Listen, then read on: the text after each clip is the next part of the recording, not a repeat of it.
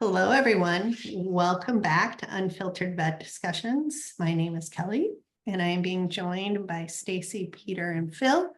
You can read about our bios at unfilteredvetdiscussions.com. We're also on various social media, as well as various podcasts, like my mind's going blank, but Spotify for one, Apple, Google, you can look us up there. So please join us today as we are going to be talking about listening, active listening, responding. What is this listening business and how well are we doing it and where should we be doing it? Are you doing it is a question. So while you're thinking and listening to us, think about your own lives and where you are doing active listening. So one of the things I brought up, and I'll leap into this, is anybody out there who has a child or who has somebody in their lives who are addicted to a cell phone? Are they doing multi-listening? Are they reading their phones and listening to you? Or do you actually have conversation where the phones hit the counter or the desktop and you're looking somebody in the eye and you're not multitasking? And are you paraphrasing back, telling them what you did hear versus like, sure. And you're really not listening. So I'm going to throw that out to the rest of the crew to give their thoughts. Anybody? Hey, Kelly, I think we need to start all over again because I don't remember what the topic was. Exactly, Peter. He'll be here all week, folks. Enjoy the veal. Right? I wasn't listening. I was on my phone. I was reading some LinkedIn posts. It's not just a problem with children. It's a problem with adults.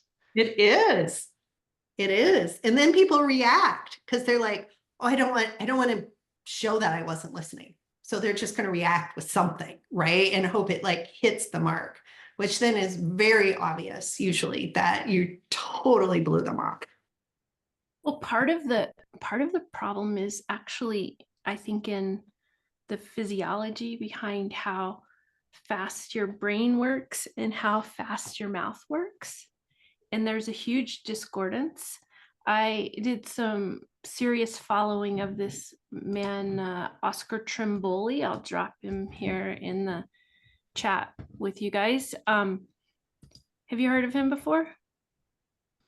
Sounds like you a have dessert in an Italian restaurant. Check him out. He has even a listening quiz you take, and then you find out your listening villain. But one of the things that he shares is that your brain is working at a much higher rate than your mouth. And so it causes you to get bored when people are talking. They aren't talking as fast as you're thinking. So your mind wanders. And especially if you're a slower talker, I'm a bit of a slower talker. And so people will drift off on me. And if you're a fast talker, I think it's hard for them to process, so they drift. So there are some physiological mechanics behind listening that's good to understand. There are tactics to get people's attention so their brain can stop derailing them, which is pauses and things like this. Asking questions back, checking in, not rambling like I am currently, stuff like that. And, Stacey, you mentioned, there are things that we can learn to do. Just that active listening is a skill. Is that normally, if I'm not actively trying to hear what you have to say, I'm thinking about my response to what you're going to say, and then all the smart things that I want to say in response to that. And I haven't really heard what you're saying. And that's normally how most of us, operate. I mean, especially, in feedback or one-on-ones or with a spouse, those types of things. And that's where absolutely, if we can mirror back some of those things and allow people to expound and that we know that we hear. The other thing that active listening does is that it really improves this concept of mattering. Is that especially if I'm a leader and I'm talking, we're in a one-on-one, and I'm sitting, you're saying something. I'm like, it's interesting. I hear you talking about this. Tell me more about, whatever it is, this concept of mirroring. But that the two things that I think are great little tools. One is you can always say, tell me more. That's really interesting. I hear that. Tell me more. And then the other thing that's interesting is, what has more impact on an individual relationship? Is it how we respond to good news or how we respond to bad news? Kelly, what would you say? How we respond to bad news. And Peter? Well, I'm going to be the disruptor and say it's how we respond to good news, is because we become pretty trite in how we respond to bad news. And sometimes we don't give the good news enough of a celebration that it should receive. Mm-hmm. Stacee, you heard both of those, or you're the Oh, tiebreaker? I don't know. Okay, I'm gonna say good news because I think it's easier to brush away. Bingo. Is that we've got 4 ways that we can respond to it. You can say, oh, I got this promotion. And then I can say, oh, well, good luck enjoying your weekends. That's active, destructive responding. Or you tell me you got a promotion. Crickets. I don't say anything. Or I try to one up you. It's like, oh, well, I broke, the score on the video game that I'm playing. Or what we often do, and this is to Peter's point, is come to someone, a spouse, worker, a coworker, comes to us with something amazing, and we're like, oh, good. Like, our words aren't crappy, but our energy's not there. And the one way that we can really improve that relationship is, oh, I got a promotion. That's amazing. What is this, something you've been wanting for a long time? Is following up with those questions, which again is one of those skills of active listening. But just those things really are really impactful tools that we can use to strengthen our relationships, at work, at home. And I find that so fascinating, how just doing that allows people to share more. Well, Oh, sorry, go ahead. just going to say questions in general get people Mhm. talking versus statements. Like, there's so many times Yeah. we tell people something, we get judgy with them. Like, it's all in a statement base with a period. There's not a question mark at the end of the question. But when you say a question, I've noticed they get a chance to speak, but they also get a chance to own whatever they're speaking versus reacting or defending against what you're saying. Right? Like, it's a different dialogue back and forth. That's it. Mhm. Oh, that's good. That's good. I know this happens, and I know because I have another podcast and I do the editing. It is filtered and I do the editing. And I mean, I was there. I can see myself on the Zoom video playback as I'm editing it, and I'm like, I might even listen to it 3 times, and I'll say, I didn't even hear him say that until the 3rd time. And it's shocking to me that I was there, I thought I was listening, and this is new information on the 3rd round of the recording playing back the recording. Isn't this fascinating? It is. Well, I've been sitting here waiting trying to finish each one of your sentences, because I'm not listening. I'm trying to. Right. Leaders are good listeners. Good leaders are good listeners. But we don't learn how to listen, as doctors especially.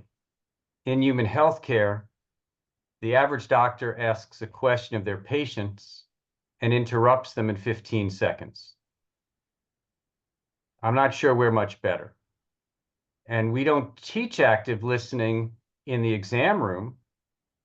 But one of the things I do suggest and do teach to the vet students is that when you take notes on a client conversation, you're actually indicating to the client that you are paying attention to what they had to say.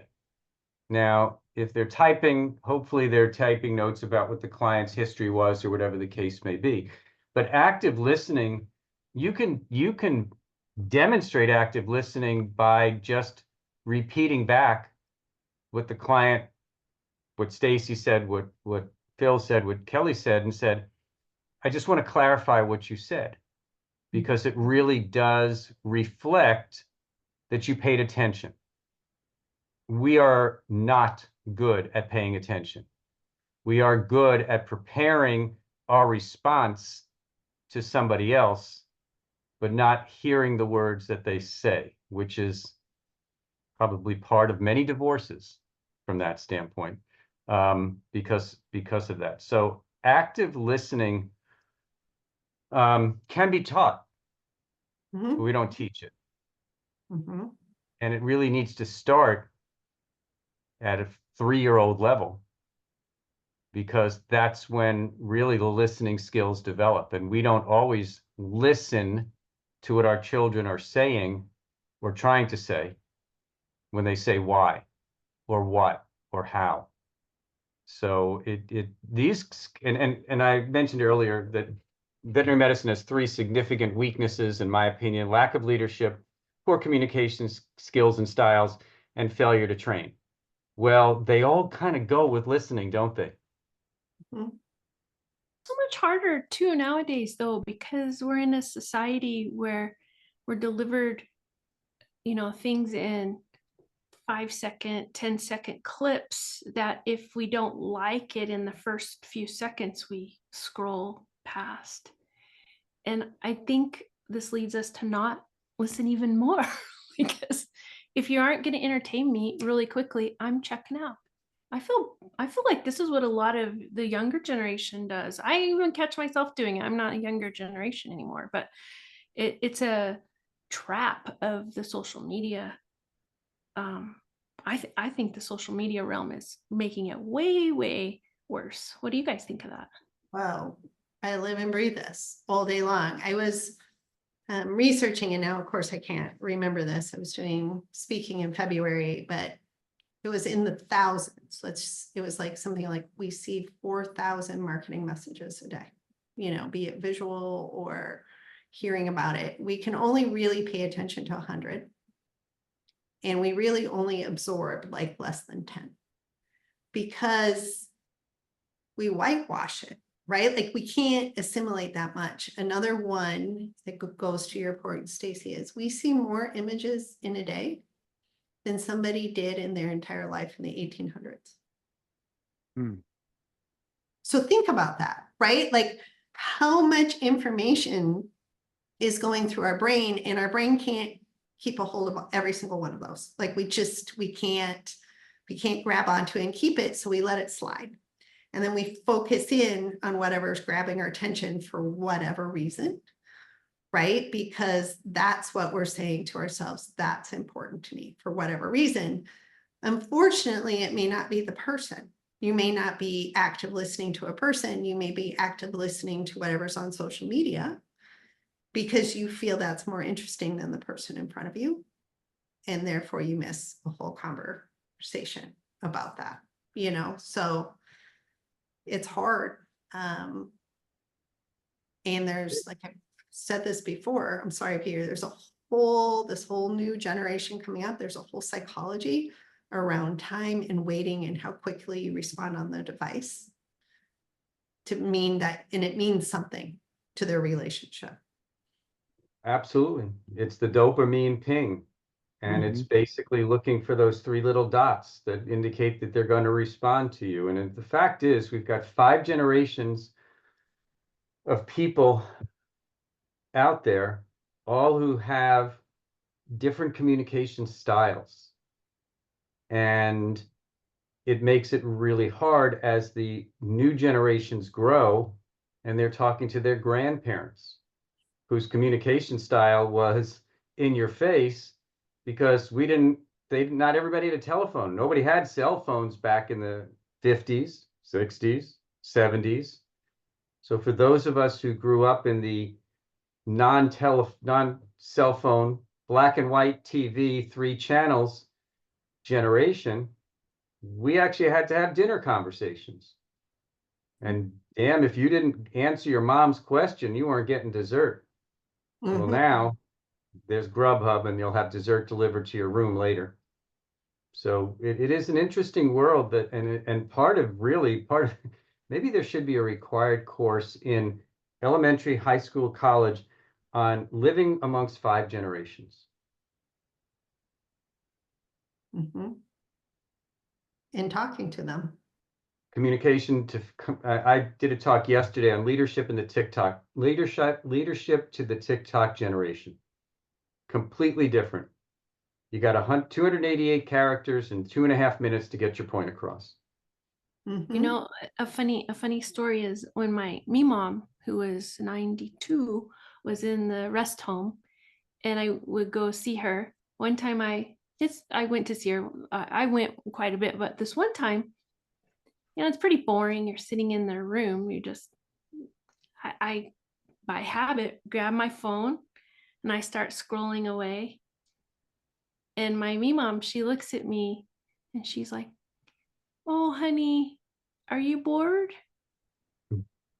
And wow, what an eye opener, right? Like, here's my grandma who doesn't have much time left on the planet, and I've driven 8 hours to see her, and I can't be bothered to sit there with her in her company and take things at a slower pace because I'm addicted to my phone or to being instantly fed things to keep me stimulated. To me, that was a real eye opener, and paying attention to what's in front of you is more important. Mhm. That is very impactful, Stacey, and her reaction to it, like, because she knew you, she called you on it. She didn't let it slide, right? Because She other said people. something like, are you, oh, do you have important business? That's what she said. Do you have important business that you're working on? Because she always say, I have no idea what you do, but I'm sure it's important. I'm glad your grandmother was nice, because my dad would probably have said, is there something on there more important than I am? Yeah. He had no filter. If you're listening to this podcast and you're going out to dinner with someone soon, please just leave your phone in your car. Try Yeah. it one time, Mhm. and I bet you have a much more meaningful dinner, or like fun. Unless you have a 92-year-old Rima and you need to know how she's doing. Right. And, and to your point, Stacey, there's a great experiment or just, experiential thing is being at a table with someone and not having the phone on the table, but not you don't have it in your hand, but it's on the table. And then as you're talking, the person you're talking to, just have them that they just look down at the phone.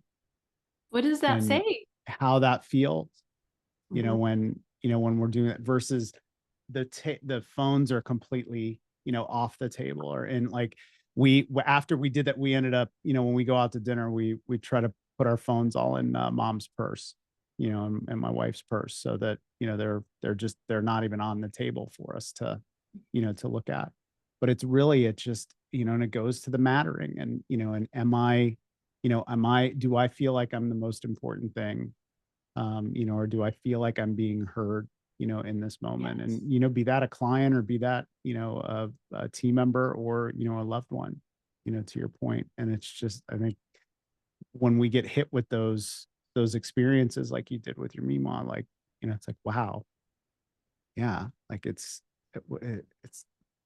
why is it challenge? Why is mindfulness and being in the moment, so challenging? And it's just, that's the nature of being hit 24/7 with news and emails and, all the things we do versus, the 1800s where, I've always thought that like how maybe we could farm all day, maybe if we had Want me to. to tell you You how it get was in your- the 1800s? I can tell you about the 1800s.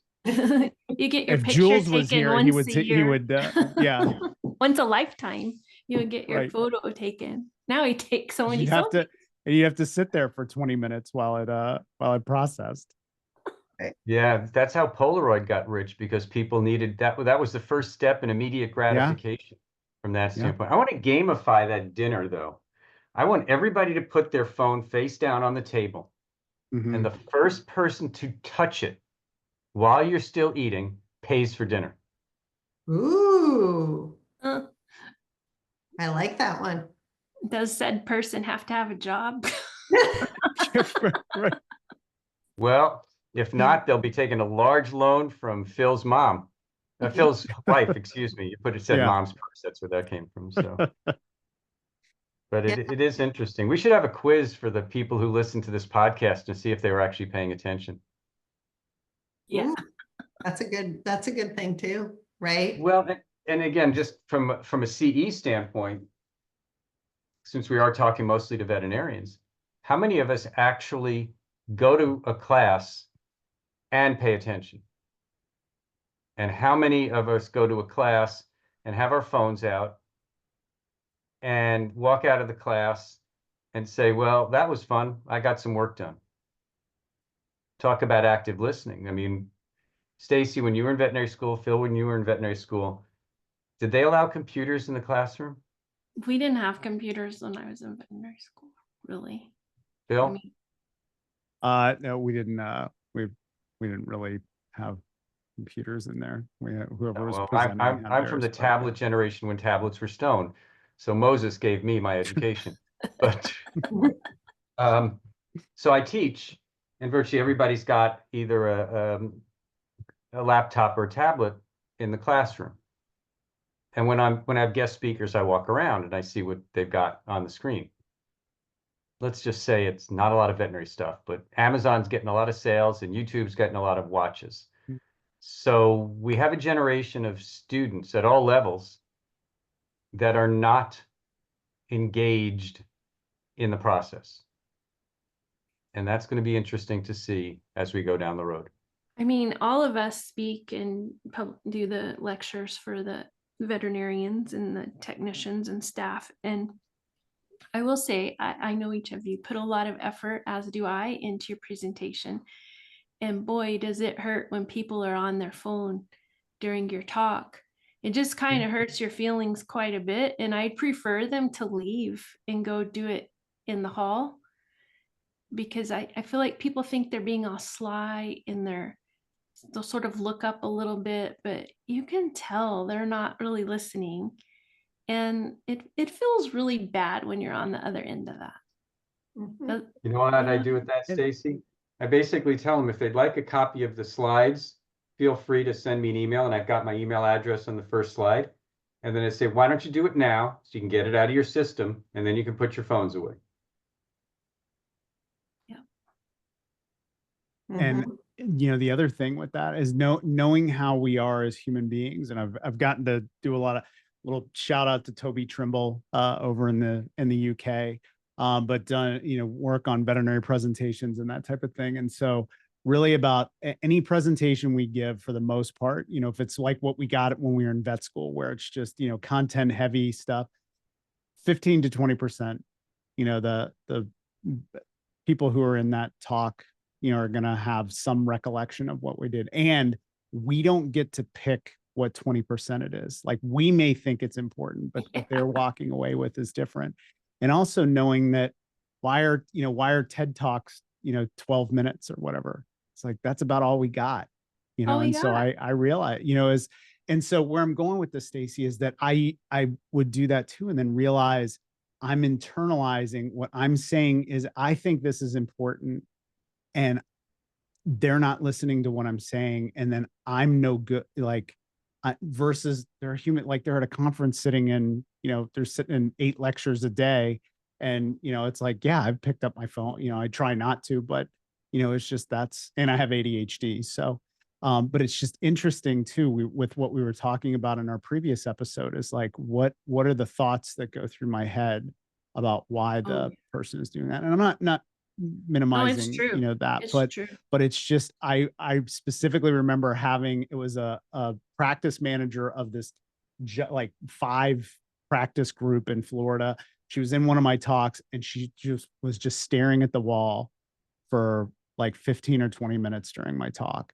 And I was like, I couldn't get over it. And then found out at the end, she said it was, she told the owner, like, it was a great talk and this and that, but it wrecked me. Yeah. And it was like, that was all I could think of. And then it was just like, I don't know what was going on, you know, that 1,000 things could have been going on that had nothing to do with, this person is so bad that I can't even look him in the eye. I have to look at the wall so that I don't vomit That's what listening you're to this thinking. person talk. Right. Yeah. Right. Well, it does make Anyhow, you, as a speaker, if this is happening a lot, you got to change up, right? Right. Like you got to read the room and We got, raise yep. your game. And Yeah. just like active listening, we've got to use that, we've got about 5 minutes to do this, then we can do another way to engage, then we switch, and then we do the, but if we're just sitting up there monotone, giving the speech like we got in vet school, You can't do there were that anymore. multiple professors, God bless them, brilliant, but I'd fall asleep in, like 15 minutes. It only works if our subject is DKA. I think if I'm hearing you correctly, because I'm trying to listen actively, that it's time for me to retire as a speaker. No way. No, Because keep the jokes coming. Keep the jokes you know coming. what? That's I did 6 hours last weekend, and every couple of minutes I had to have the room laughing, because that's the only way I can Yeah. get through 6 hours of speaking, is just Yeah. to. And all I do, and I know we're running late, but all I do is pick on the profession and point out the things that are obvious.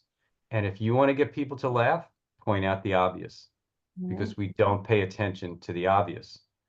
So active listening is not about paying attention to the obvious. Active listening is about paying attention to the nuances, to the small things, to appreciating the words, the style, and the language that's coming out, and being able to mimic that back.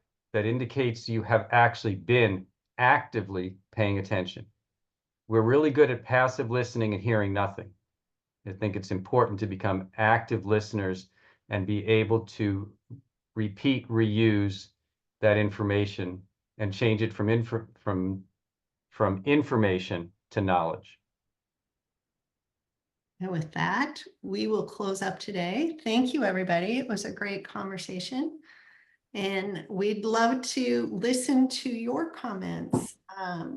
Not really. Not really. Okay. I Oh, would like to listen to your comments. I will speak personally, Peter, but since I can't listen, please type them.